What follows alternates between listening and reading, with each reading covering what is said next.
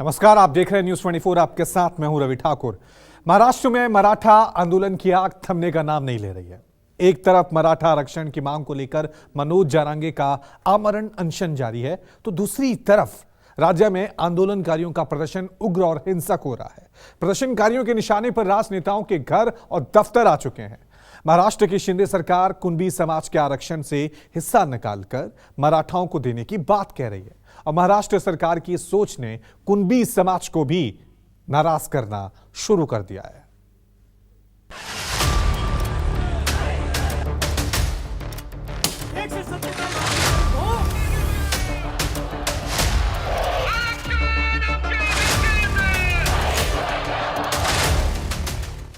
महाराष्ट्र में आरक्षण की आग, मराठा वर्सेस कुणबी हुआ विवाद।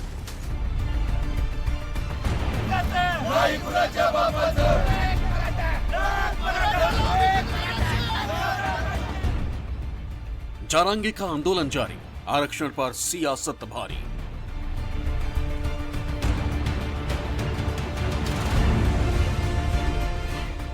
इधर कुआं उधर खाई, शिंदे सरकार मुसीबत में आई।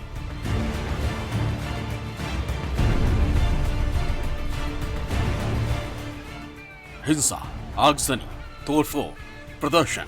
महाराष्ट्र में मराठा आरक्षण आंदोलन खतरनाक मोड़ पर पहुंच रहा है। महाराष्ट्र की शिंदे सरकार और सरकार में शामिल बीजेपी और एनसीपी अजित पवार के लिए मुसीबत बढ़ी है। बिगड़े हालातों का अंदाजा इस बात से लगाया जा सकता है कि आंदोलनकारियों ने एनसीपी के 2 विधायकों और एक पूर्व मंत्री के घरों में आगजनी की। बीड में कर्फ्यू लगा है और धारा 144 लगा दी गई। शिवसेना शिंदे गुट के 2 सांसदों ने भी आंदोलन के समर्थन में अपना इस्तीफा दे दिया है और हालात सुधरते नजर नहीं आ रहे। एक तरफ मराठा आरक्षण की मांग को लेकर मनोज जारंगे अंतरावली सराटी में आमरण अनशन पर बैठे, तो दूसरी तरफ आंदोलनकारी सड़कों पर उतरकर सरकार पर दबाव बना रहे। सोमवार को महाराष्ट्र के बीड में मराठा समाज के हजारों लोग रास्ते पर उतरकर कैंडल मार्च उन्होंने निकाला। कैंडल मार्च में हजारों की तादाद में लोग इकट्ठा हुए। सबसे चौंकाने वाली बात यह थी कि इस मार्च में महिलाओं की तादाद सबसे ज्यादा थी। मराठा आरक्षण और मनोज जारंगे का समर्थन करते हुए प्रदर्शनकारियों ने सरकार के विरोध में नारेबाजी भी की।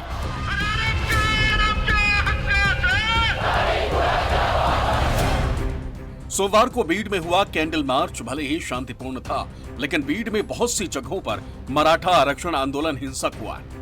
बीड में आंदोलनकारियों ने सरकारी बसों को आग के हवाले किया, बसों के शीशे तोड़ डाले, सरकारी संपत्तियों को भी बड़ा नुकसान पहुंचाया। बीड जिले में 5 से 6 जगहों पर आगजनी की घटनाएं हुई हैं। बीड छत्रपति संभाजी रोड पर एक होटल में भी आग लगा दी गई।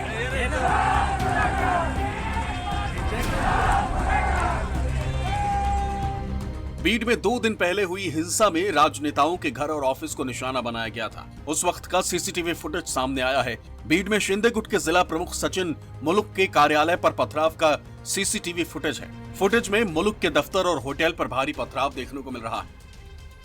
बीड में हुई हिंसा के बाद की डराने वाली तस्वीरें एनसीपी विधायक संदीप क्षीरसागर के घर के बाहर की हैं, जहां सोमवार को प्रदर्शनकारियों ने संदीप क्षीरसागर के बंगले के बाहर खड़ी गाड़ियों में आग लगा दी। घर और गाड़ी पूरी तरह जलकर खाक हो गई। ऐसी ही तस्वीरें बीड के एनसीपी दफ्तर के बाहर की भी सामने आई, जहां भी प्रदर्शनकारियों का तांडव हुआ और दफ्तर पूरी तरह से स्वाहा हो गया।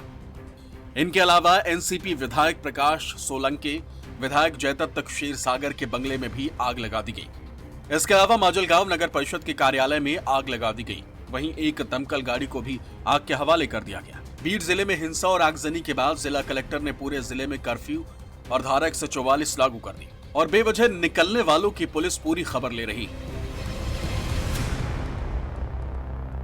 बीड में अभी परिस्थिति नियंत्रण में है। बीड में जो कल का इंसिडेंट हुआ था, तो शाम से हमने कंट्रोल पा लिया है और शाम से कोई वारदात नहीं है। अभी धारा 144 चालू है और उसका इम्प्लीमेंटेशन भी हम कर रहे हैं। जगह जगह पर हमारी पेट्रोलिंग चल रही है। हमने 40 से अधिक आरोपी अरेस्ट किए हैं और जो भी कायदा हाथ में लेगा उसको हम छोड़ेंगे नहीं। कल रात से ही शांतता है, कोई लॉ एंड ऑर्डर का प्रॉब्लम नहीं हुआ है। 144 का संचारबंदी का ऑर्डर्स हमने निकाला है। लोगों को भी ये हम लोग कह रहे हैं कि घर में ही बैठे हैं, कहीं बाहर घूमे नहीं। सारे शॉप्स और मार्केट वगैरह सब बंद किया हुआ है। इंटरनेट की सुविधा पण बंद है। जो भी प्रॉब्लम क्रिएट करेंगे, जैसे कि वो आग लगाएंगे या स्टोन पेल्टिंग करेंगे, उनके अगेंस्ट तो एक्शन लेना पड़ेगा। बीड में हुई हिंसा के बाद महाराष्ट्र सरकार भी सख्त दिख रही। महाराष्ट्र के डिप्टी सीएम देवेंद्र फडणवीस ने बीड में हुई हिंसा की निंदा करते हुए दोषियों की पहचान और उन पर सख्त कार्रवाई की बात की है। कल जिस प्रकार की घटना बीड में हुई है, इसका समर्थन नहीं किया जा सकता। कुछ लोग जानबूझकर हिंसा फैलाने का जो प्रयास कर रहे हैं, उनके ऊपर कार्रवाई होगी। कई लोगों को आइडेंटिफाई किया गया है। सारे सीसीटीवी फुटेजेस हमको मिले हैं। इनमें जो लोग दिखाई पड़ रहे हैं, उन्होंने सीधे सीधे लोगों को जिंदा जलाने का प्रयास किया है। उनके ऊपर 307 की धारा के तहत कार्रवाई की जाएगी। मुंबई में मराठा आरक्षण आंदोलन को लेकर उग्रता और गुंडागर्दी देखने को मिली। मुंबई के कोलाबा इलाके में मौजूद विधायक आवास पर 2 अज्ञात लोगों ने कारों पर तोड़फोड़ की। विधायक आवास के पास अचानक नारेबाजी करते हुए पहुंचे 2 लोगों ने रॉड और हाथ से गाड़ियों के शीशे तोड़ने शुरू कर दिए। हंगामा मचा तो पुलिस ने तोड़फोड़ करने वालों को हिरासत में ले लिया।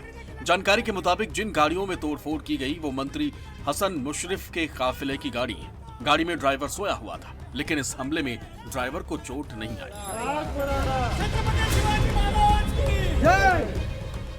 महाराष्ट्र के सोलापुर और पुणे में भी मराठा आरक्षण को लेकर हंगामा देखने को मिला।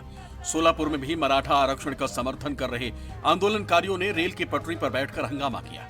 ट्रेन रोक दी। पुलिस के पहुंचने और आंदोलनकारियों को काफी देर तक समझाने के बाद आंदोलनकारियों ने पटरी खाली कर दी, लेकिन रेलवे परिसर में हंगामा जारी रहा। दूसरी तरफ पुणे में भी आंदोलनकारियों ने नेशनल हाईवे जाम कर दिया। प्रदर्शनकारियों ने टायर जलाकर सड़क ब्लॉक किया और जमकर नारेबाजी की। यहां भी पुलिस प्रशासन को जाम खुलवाने में काफी मशक्कत करनी पड़ी। छत्रपति संभाजीनगर में मराठा आंदोलन को लेकर प्रदर्शनकारियों ने सांसद के घर पर प्रदर्शन किया। मराठा मावला संगठन के 20 से 25 युवा पदाधिकारी और कार्यकर्ता सांसद इम्तियाज जलील के रोजाबाग स्थित घर पहुंचे, जहां नारेबाजी करते हुए इस्तीफा देने की मांग की। सांसद जलील ने आंदोलनकारियों से चर्चा कर बताया कि जब वो विधायक थे तब उन्होंने विधानसभा में मराठा आरक्षण की मांग की थी और लोकसभा में भी वो आवाज बुलंद कर चुके हैं।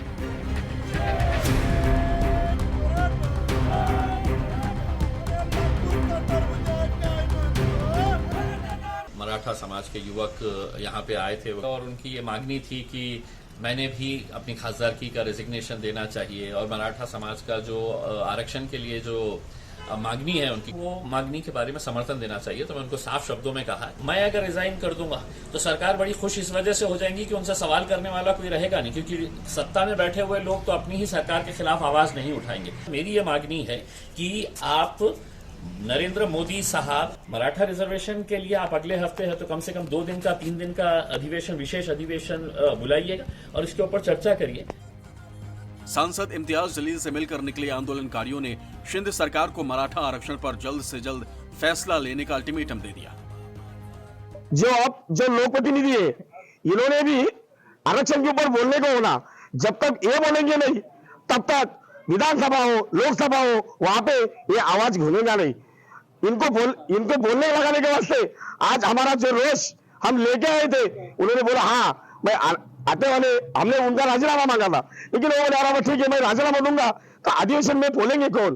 तो इसी वास्ते उन्होंने शब्द दिया कि मैं आने वाले अधिवेशन में जो मराठा आरक्षण का जो मुद्दा है वो पहले बार लूंगा और वो पहली बात वहां पे मान लूंगा। मराठा आरक्षण आंदोलन के नेता मनोज जरांगे जालना के अंतरौली में पिछले 8 दिन से भूख हड़ताल पर हैं। आंदोलनकारी नेताओं को कहना है कि मराठा और कुनबी एक ही हैं, इसलिए मराठों को भी आरक्षण मिलना चाहिए। सरकार आंदोलन वापस लेकर बातचीत की बात कर रही है, लेकिन मनोज जरांगे इस बार पीछे हटने को कतई तैयार नहीं। मराठा करोड़ों की संख्या में आंदोलन में जुट चुका है, करोड़ों की संख्या।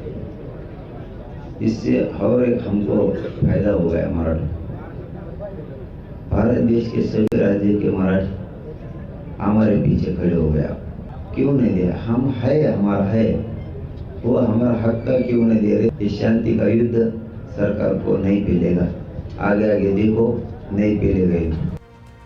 राज्य सरकार आंदोलनकारी नेताओं से मराठा जाति को कुणबी जाति का प्रमाण पत्र देने का वादा करके डैमेज कंट्रोल करना चाहती, लेकिन बीजेपी के लिए आत्मघाती कदम बताया जा रहा है। दरअसल महाराष्ट्र में बीजेपी के उत्थान का कारण प्रदेश का ओबीसी समुदाय ही रहा है। पहले की तरह इस बार भी अगर ओबीसी समुदाय मराठों को कुणबी जाति का प्रमाण पत्र दिए जाने का विरोध करती है तो बीजेपी के लिए मुश्किल बढ़ सकती है। मराठा आंदोलन में अब कुणबी समाज की एंट्री हो गई है। मराठा समुदाय राज्य की कुल आबादी में करीब 30% है। सामाजिक और आर्थिक दोनों रूप से यह समाज काफी पिछड़ा हुआ है। खासकर उच्च शिक्षा संस्थानों में मराठा समुदाय का ज्यादा प्रतिनिधित्व नहीं है। नौकरी और उद्योग के क्षेत्रों में भी मराठा समुदाय का हाल ठीक नहीं है।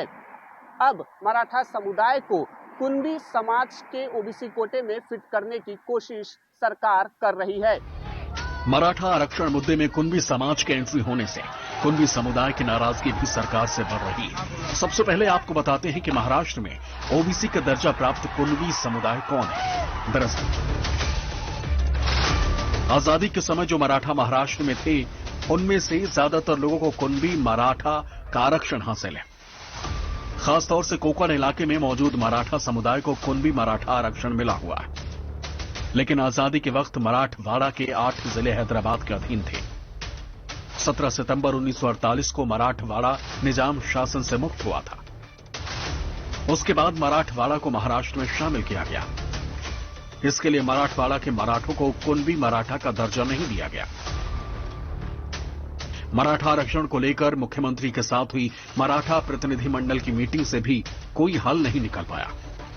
मीटिंग के बाद सरकार की तरफ से पूर्व मंत्री अर्जुन खोत बंद लिफाफे में खत लेकर मनोज जरांगे के पास जालना गए थे, लेकिन मनोज जरांगे ने सरकार को साफ कर दिया कि जब मराठवाड़ा हैदराबाद के निजाम शासन के अधीन था तब कुणबी मराठों को पिछड़ी जाति में गिना जाता था। इसलिए जब तक सभी मराठाओं को कुणबी में शामिल नहीं किया जाता तब तक आंदोलन वापस नहीं होगा। नहीं छूटेगा। हमने पहले ही उनको सबको ठहराव पारित किया था, इसलिए तो समय दिया था। आप क्यों समय चाहिए?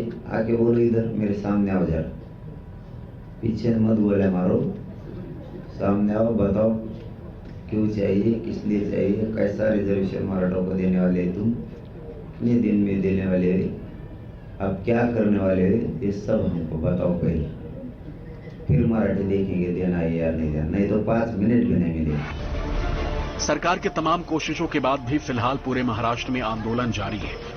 शिंदे सरकार ने सबसे पहले जो शासनादेश जारी किया था उसमें निजाम के वक्त से वंशावली को शामिल करना था। इसके बाद ही कुणबी प्रमाण पत्र जारी करने की बात थी, लेकिन मनोज जरांगे की तरफ से वंशावली के नियम को खारिज करने के बाद हालात जस के तस बन गए। हालांकि सरकार की तरफ से कहा गया है कि जीआर में सुधार हुआ है, लेकिन मनोज जरांगे ने सरकार के दावों को सिरे से खारिज कर दिया। आपको बता दें कि मराठा महाराष्ट्र में जातियों का समूह है जिसमें किसान, जमींदार और अन्य वर्ग के लोग शामिल हैं। महाराष्ट्र की कुल आबादी में 30% से ज्यादा मराठा हैं और मराठाओं की पहचान जो है महाराष्ट्र में योद्धा के रूप में होती है। मराठा समुदाय का राजनीति में बड़ा प्रभाव रहा है। राज्य में ज्यादातर मुख्यमंत्री मराठा समुदाय से हुए हैं। दूसरी तरफ महाराष्ट्र में कुणबी जाति में खेती करने वाले बड़े काश्तकारों को रखा गया।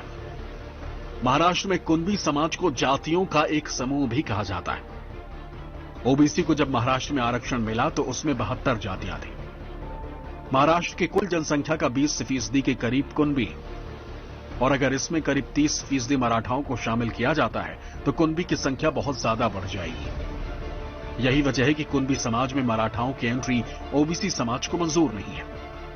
महाराष्ट्र में मराठा आरक्षण आंदोलन की आग को हवा मिली 2021 में, जब सुप्रीम कोर्ट ने इसे असंवैधानिक करार दे दिया। दरअसल महाराष्ट्र में मराठा समुदाय के लिए आरक्षण की मांग लंबे समय से चली आ रही है, जिसके चलते 30 नवंबर 2018 को महाराष्ट्र सरकार ने राज्य विधानसभा में मराठा आरक्षण बिल पास किया था। इसके तहत राज्य की सरकारी नौकरियों और शैक्षणिक संस्थाओं में मराठाओं को 16% आरक्षण देने का प्रावधान किया गया। आंकड़ों के मुताबिक महाराष्ट्र में कुल आबादी लगभग 12 से 13 करोड़ के बीच में है। इस आबादी में अनुसूचित जाति के 15% लोगों को आरक्षण का लाभ मिलता है। अनुसूचित जनजाति के 7.5% लोगों को आरक्षण का लाभ मिलता है। अन्य पिछड़ा वर्ग के 27% लोगों को आरक्षण का लाभ मिलता है और अन्य 2.5% लोगों को महाराष्ट्र में आरक्षण का लाभ मिलता है। महाराष्ट्र सरकार ने लंबे समय से चली आ रही आरक्षण की मांग को मानते हुए मराठाओं को 2018 में 16% आरक्षण दिया। इसके बाद जून 2019 में बॉम्बे हाईकोर्ट ने आरक्षण को घटाकर 12 से 13% कर दिया। इसके बाद मई 2021 में सुप्रीम कोर्ट ने मराठा आरक्षण को रद्द कर दिया और इस बाबत सुप्रीम कोर्ट में दायर पुनर्विचार याचिका को सुप्रीम कोर्ट ने खारिज कर दिया। उद्धव सरकार और वर्तमान एकनाथ शिंदे सरकार दोनों मराठा आरक्षण का समर्थन करते हैं, लेकिन सुप्रीम कोर्ट के आदेश के बाद उनके हाथ बंधे। महाराष्ट्र में पहले से ही 52% आरक्षण चला आ रहा और ऐसे में चुनावी मौसम में एक बार फिर उठी मराठा आरक्षण की आग ने सियासत में नया उबाल ला दिया। Bureau report, news 24।